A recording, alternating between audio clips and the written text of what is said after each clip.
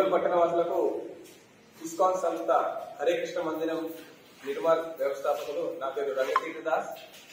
శ్రీ శ్రీ పూరి జగన్నాథ రథయాత్ర అందరికీ తెలిసిందే. ఎన్నో తరతరాలుగా వస్తున్న సాంప్రదాయం ఇది పూరి జగన్నాథుల రథయాత్ర.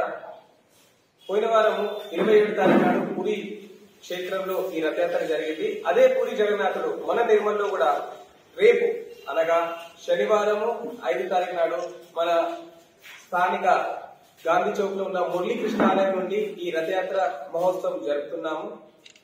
సాయంత్రం 3 గంటలకు ఈ రథయాత్ర కార్యక్రమం మొదలవుతుంది.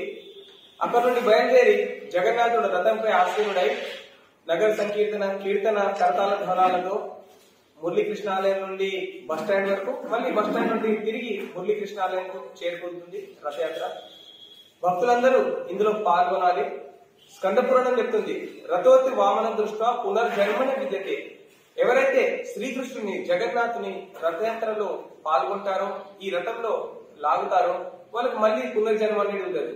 కాబట్టి భక్తులందరూ హిందూ బంధువులందరూ కలిసి ఈ రథయాత్రలో పాల్గొని భగవంతుని ఆశీస్సును పొందాలని, ఆ తర్వాత అక్కడ మురళీకృష్ణ ఆలయంలో సాయంత్రం 7 గంటలకు ప్రవచన కార్యక్రమము, సాంస్కృతిక కార్యక్రమాలు, అందరి వరకు భోజన ప్రసాదం వితరణ ఉంటుంది.